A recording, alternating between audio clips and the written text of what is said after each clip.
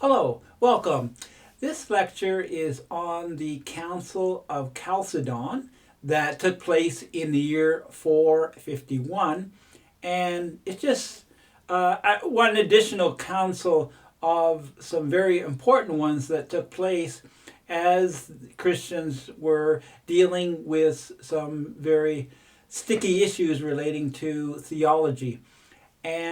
But before I get to Chalcedon, I want to present a few words of context, and then I want to actually introduce Augustine and talk about his impact, and then we'll finish up with the Council of Chalcedon and how it was, in many ways, a triumph, but at the same time, there were shortcomings in that it did not achieve unity among the various churches.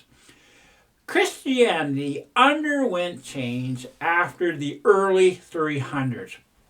Empress Galerius gave Christians amnesty and freedom to assemble. This was all very good. Galerius, this when the emperor was very ill, and he had was a change of heart, and he was providing some freedoms for Christians. Following him, we have Emperor Constantine, and he was important for many reasons. None the least was the ending the persecution of Christians. The Christian church was no longer a small outlawed religion. It became the official religion of the empire. When the empire fell, successor states in Europe embraced Christianity over competing religions. Within 100 years of Constantine's death, and Constantine had died in the year 337, there were only a minority of nobles who chose pagan religions rather than Christianity. So Christianity had triumphed among the leaders of Europe. When there were waves of migrations and military actions from Germanic tribes in the west, and when the Western when the Western Roman Empire collapsed, and this took place in the 5th century, Christian institutions and leaders, according to historian Joe Harrington, quote, provided the very cultural glue that gave the increasingly diverse societies of Europe some sense of common heritage and identity. Thus, in other words, as the Roman Empire fell, there was, at the same time, had been various migrations, different groups of people, particularly Germanic peoples, were making their way into Western Europe. And when the empire ended, it was Christianity that provided this cultural glue that kind of kept these societies in a way where there was, a common sense of heritage and identity.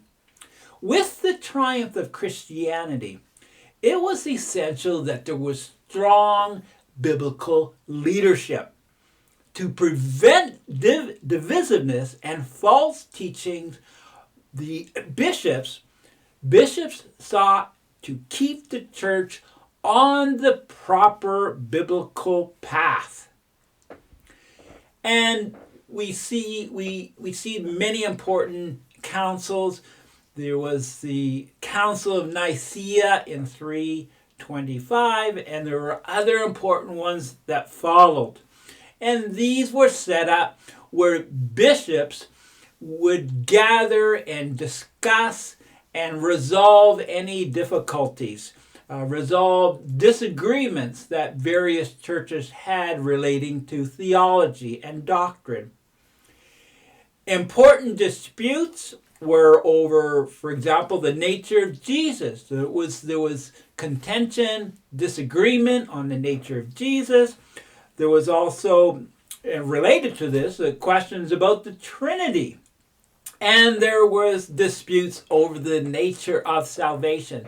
Very important things that needed to be resolved. One bishop whose influence was far-reaching was Augustine. Augustine, who lived from the year 354 to 430. Now, Augustine initially was a teacher of rhetoric. He was a teacher of rhetoric who accepted the teachings of the Manichees. Now, the Manichees or Manichaeism, this was a Gnostic influence sect. And so his Christian understanding, his understanding of religion was more related to the Manichees, in essence, a heresy. And what happened was that he was inspired by Ambrose. Ambrose was an important Christian intellectual. He influenced Augustine, and Augustine accepted Orthodox Christianity. And he did this in the year 386. So he no longer followed the teachings of the Manichees. He was baptized the following year, so baptized in 387, and then we see several years later he begins his great work at Hippo. Hippo was a seaport of a population of approximately 40,000, so a fairly large city for the time. Augustine's autographical confessions, so autobiographical confessions, in essence his spiritual autobiography, was written about 400. And this is a classic of world's literature, these confessions. It's been described as poetry in prose. And Confessions basically is a approximately 100,000 word act of contrition addressed to God, addressed directly to God. So very autobiographical confessions, and it's a contrition directly to God.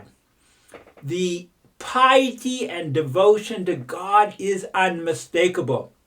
And I'll just read one passage, a couple of statements from Confessions.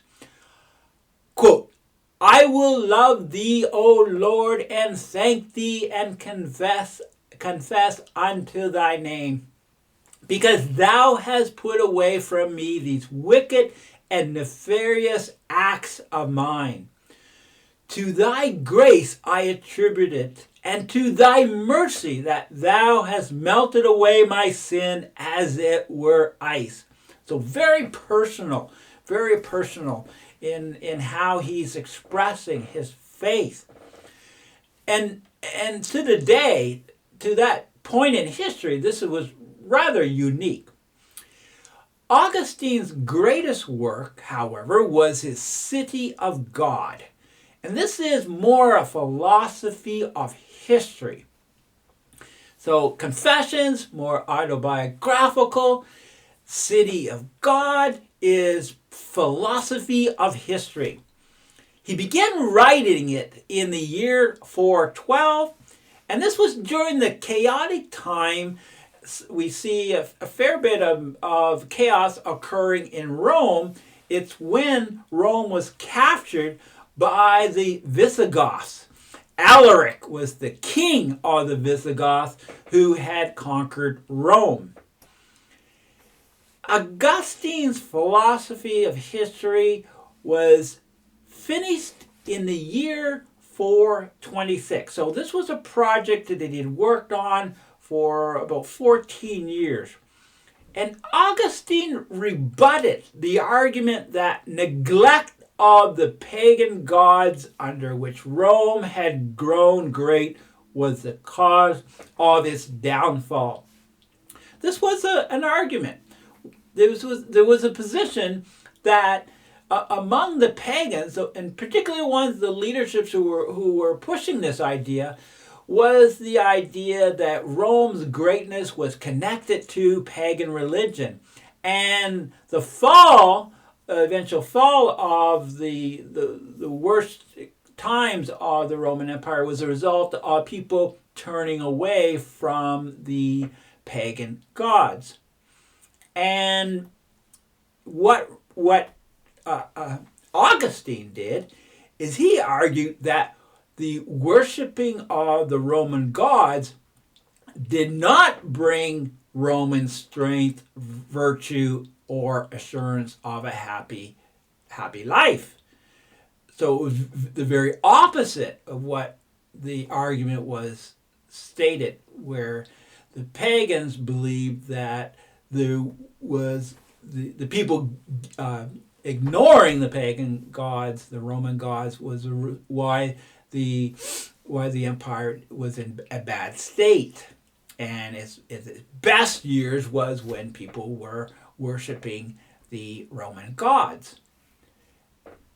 As one historian claims, quote, "The loss of the old gods that the worship of the one true God should not come was not a loss, but a great gain."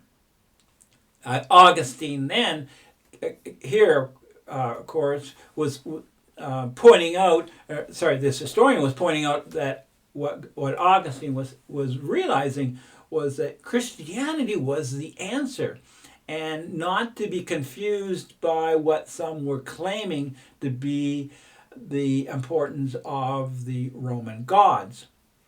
Augustine's discussion of the creation, origin, and consequences of evil provided much needed articulation on that issue. So he wrote about evil. His theory of history was also impressive. As one historian explains, quote, "Since the first rebellion against God, 2 cities had been formed by 2 loves. The earthly by love of self, even to the contempt of God, the heavenly by the love of God, even in the contempt of self." This historian really, I think, does a fine job in explaining, in a sense, offering a roadmap about the city of God. There being two gods, or sorry, two cities, an earthly city and the heavenly city. Now, of the city of God, all have been members who have confessed themselves strangers and pilgrims on the earth. The earthly city has at its highest representatives heathen Babylon and Rome, but all other civil states are its embodiment. The historian goes on and says, it, that is the earthly city, must pass away as the city of God grows. So you have the earthly city, and then you have the city of God, the heavenly the heavenly city, and it must be that the city of God will triumph. So a marvelous masterpiece, and Augustine's genius is very clear when you dive into the city of God. Augustine coined the term original sin. Paul had preached on the sinfulness of humanity and the importance of redemption through Jesus Christ. But then there were more precise statements of Adam and Eve's sinfulness that were formulated in the 2nd century. And yet, many of the church fathers since even going back to Justin Martyr himself and others, they had denied that Adam and Eve's sinfulness could be inherited. Most took the position that people imitated the sin of Adam and Eve and had not inherited the sin. Now, Augustine furthered the proper understanding of original sin, thereby exercising his tremendous influence as a defender of the faith. So this was something very important that Augustine did in articulating and clarifying the position on original sin. For a quarter of a century, he preached and he wrote. He pointed out the false doctrines. He wrote against the Dontatus and the Pelagianism. Donatism was named from the bishop Donatus. The Dontatus was a separatist movement in North Africa that took an uncompromising position on the issue of rebaptized Orthodox Christians. And this is how Justo Gonzalez explains it. Quote, the Donatists held that the church, being the bride of Christ, had to be pure and holy, while their opponents, those against the Donatists, pointed to the parable of the wheat and the tares, which suggests that it's best for the disciples to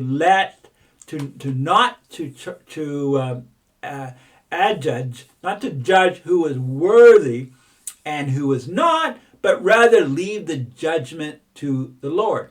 Two different approaches on the issue of rebaptized Orthodox Christians. And this was an issue where those who had, under stress and duress, had renounced their faith in Christ in times of persecution, what was to become of these people. So we have two very different approaches on whether or not these people would be allowed back into the church fold. Now, Pelagius was born in Wales in the year 380, and he was considered heretical because of his denial of original sin.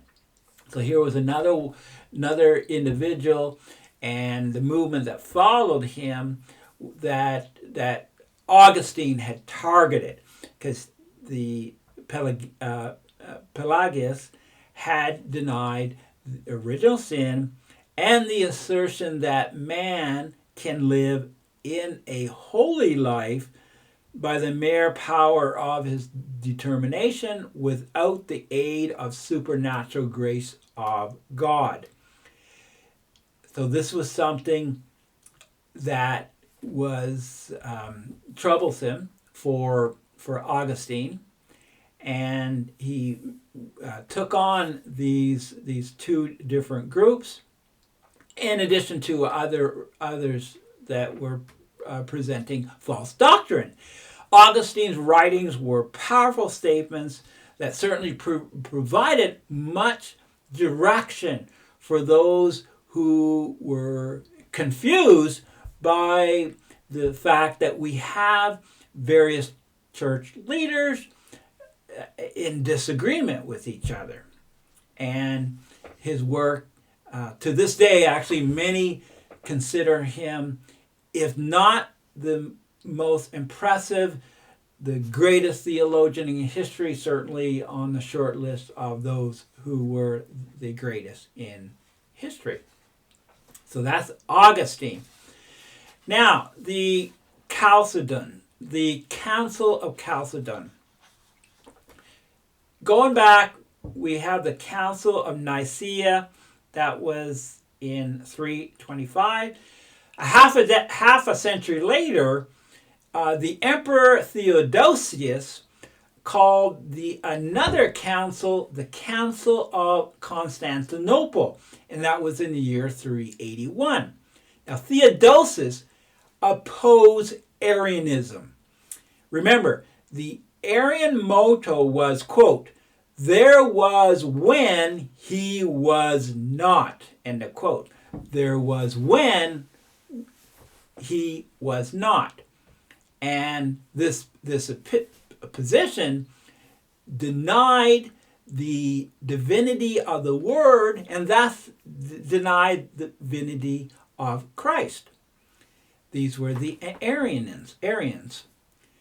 At Constantinople, it was close to 200 bishops reaffirmed the language of Nicaea, and they also added a clause concerning the Holy Spirit. Thus, once again, church leaders, these bishops, they defended the divinity of Jesus. Jesus was God from God. Jesus was the same substance as the Father, and at the Council of Constantinople, and the Holy Spirit proceeded from the Father. After this, Arianism, it did continue outside of the empire, but you could not find it in the Roman world. It had died within the Roman world. The Council of Constantinople had clarified what was viewed as proper Orthodox teaching. During this time, there was discussion on the role that emperors should play on church issues. Bishop Ambrose, who I mentioned earlier, he took the position that the emperor is in the church, not above it. In the church, but not above it. The Orthodox position was that the Son was equal in being to the Father, and how one historian kind of relates the theology to what was happening politically, one historian writes, quote, "Since the Son was consubstantial, and that is equal in being to the Father, with the Father, so too the kingdom of the Son," in other words, the church, "was of equal dignity to the kingdom of the Father," and in this sense, political sense, was the empire. So the church then was equal to the empire. It wasn't the case where the empire was above the church. The church was equal. Arians believed that Jesus was subordinate to the Father, and they applied this model to the church and empire. In other words, the church was subordinate to the empire. The 5th century witnessed further debate on the issue of Jesus' divinity and humanness.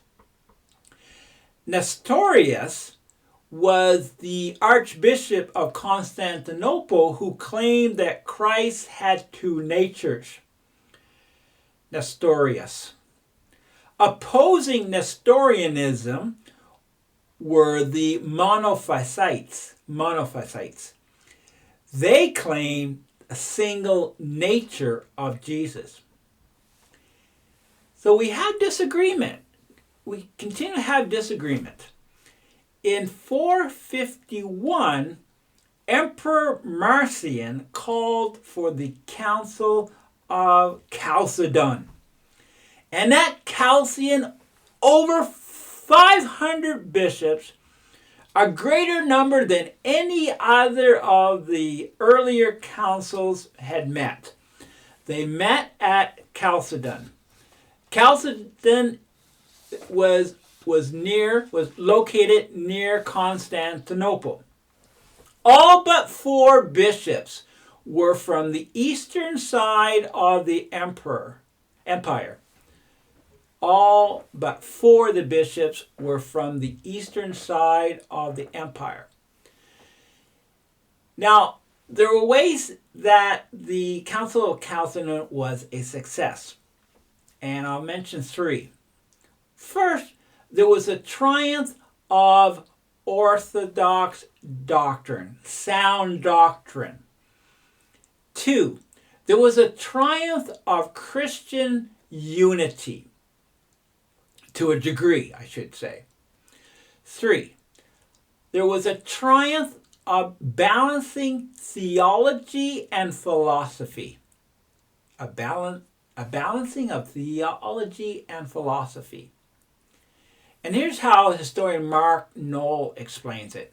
It's really quite helpful. He explains this balance. There was, quote, a triumph of discriminating theological reasoning over the anti-intellectual dismissal of philosophy on the one hand, and over a theological capitulation to philosophy on the other. So a balance of theology and philosophy. A key part of the creed from Chalcedon is the following, quote, it's a little longer passage, but I'll read it verbatim. We then, following the Holy Fathers, all with one consent, teach men to confess one and the same Son, our Lord Jesus Christ, the same perfect in Godhead and also perfect in manhood, truly God and truly man, of a reasonable soul and body, consubstantial with the Father according to the Godhead, and consubstantial with us according to the manhood. In all things like unto us, without sin, begotten before all ages of the Father, according to the Godhead. A remarkable passage, but just loaded with proper theology.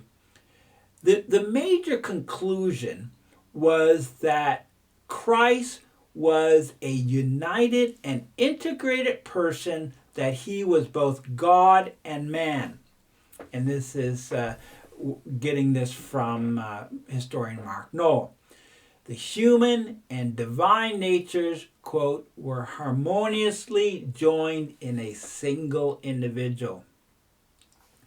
The Council of Chalcedon also took a stand on the destabilizing impact of some monks who were leaving the monasteries at will.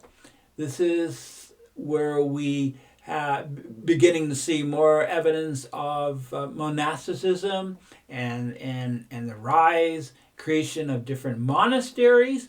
And one of the problems was that monks who would commit to be part of this community, there was no clear rules, you could say, and some of them were just getting up and leaving. And at Chalcedon, they basically gave attention to this, and they ordained that greater circumspection should be used in admitting persons to monastic vows. So one had to be careful and provide and follow, higher standards when it came to accepting monks into a monastery. And that such vows should be irrevocable, and that no one should organize a monastery or leave it without permission from the bishop of the diocese. And this is explained so that we don't have a lot of chaos where various monks have their own ideas on how a monastery should be run, and go out and start doing things that are not proper and not seen as fruitful, as beneficial to the Christian community. So this was one of the things that came out of Chalcedon. The different responses to the council's conclusions were notable. The Bishop of Alexandria and the Bishop of Antioch, these two bishops had often competed against each other, and we see again the disagreements, divisiveness within the church. Here in this case, each group sought the support of the Bishop of Rome, and now we're at a point in history where we have reference to this individual as the Pope, referred to as the Pope. Important were the differences between Eastern and Western thinking, and this will be something that will crop up in church history, and how the Western Church and the Eastern Church would view a number of different theological issues. What we find is that when we look at the differences, one of the things was that the church, the Western Church, the Western mindset tended to be concrete, practical, and legal. They approached an issue where it was, rooted more in foundational thinking. Something that would be less speculative, which was the very opposite of the Eastern mindset. The Eastern mindset, their thinking was more abstract. The Western Church, the Western leaders were more concrete. The Eastern Church more abstract in their thinking, speculative.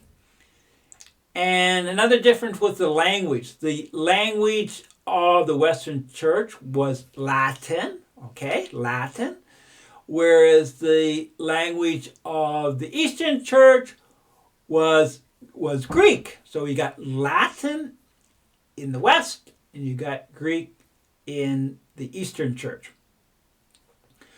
Western church leaders looked to doctrinal creeds to settle theological questions. This is where they believed this was the best approach to deal with theological issues, theological disputes, questions. And that was to look and follow doctrinal creeds. This was different than the Eastern Church. The Eastern churches saw doctrinal formulas as a starting point for additional discussion and speculation. The Western Church much more concrete in their thinking. They just go through things, and it's not abstract, it's not speculative.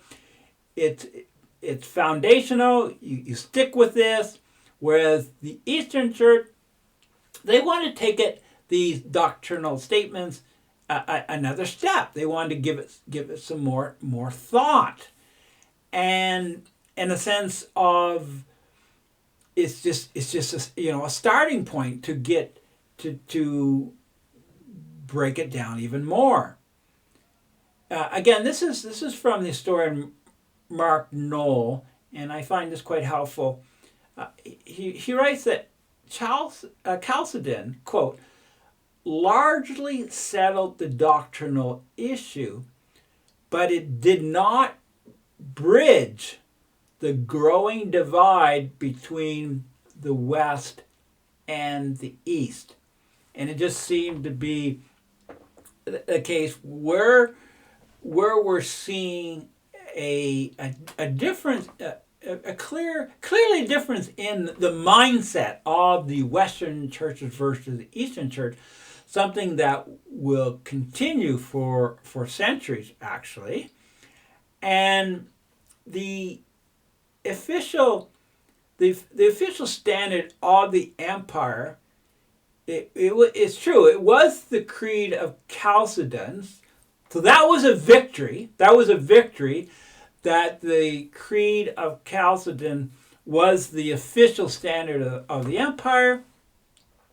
But because Chalcedon, because what came out of that was almost like seen as Western, it was seen as, if not in the origin, if not the origin of the West, it was certainly, it tend to be in the spirit Western, okay? And this made it unacceptable to some of the Eastern churches, and actually to a large portion of the East. The Council of Chalcedon, that became known as the Fourth Ecumenical Council, and it's interesting, ecumenical, but there really wasn't we don't have the unity that they were striving for. But this was an important step for Christianity. It's true, unity was not realized, but the vitality of the faith was obvious. And what I mean by that is that even if we look at the shortcomings of Chalcedon, and actually even the shortcomings of previous councils where we don't have a consensus, we don't have everyone agreeing, even though this is the reality, a more positive way to interpret that is that it was an example of the vitality of the faith. You have these bishops, all the energy and all the commitment of meeting and working through all of this, does indeed demonstrate the vitality of the faith. There was no sense of apathy here. There was disagreement, and it certainly would have been nice if there would have been greater unity, but there was a vitality of the Christian faith. And I want to read some summary points of another historian I hadn't mentioned. This is historian Kenneth Latoret, and he offers some excellent summary points. It seemed an almost impossible task to have Christian unity, and there were times when Christian leaders could become bitter, and in the wake of various councils there were always some who could not accept the majority opinion of church leaders. And this is where Latoret comes in. I'll just read one passage from his History of Christianity. Quote, "Yet, by a seeming paradox, which we are to witness again and again in the history of Christianity, the failure to live up to the ideals set forth by Christ and his apostles was paralleled by prodigious vitality. From being one of the smallest scores of rival religious groups, Christians had become numerically dominant, and that within less than 5 centuries, this all taken place in less than 5 centuries. If we go back to the time of Christ and we advance to the time of the Council of Chalcedon, Christianity had indeed triumphed. In a civilization which was dying and which was ceasing to say or to do something new, Christianity had stimulated the emergence of the church. This church, to be sure, was really several churches rather than one, but the very divisions were evidence of vigor and of the power which had been released in the gospel. Lectorate here, then, is taking the reality that there was disagreement, and the councils that were set up to resolve the disagreements didn't always end in a manner that everybody was happy, but we shouldn't look upon this as ultimately a defeat. We should look upon it as a shining example of the vitality of Christianity. So I'll leave it at there. Thank you for joining us.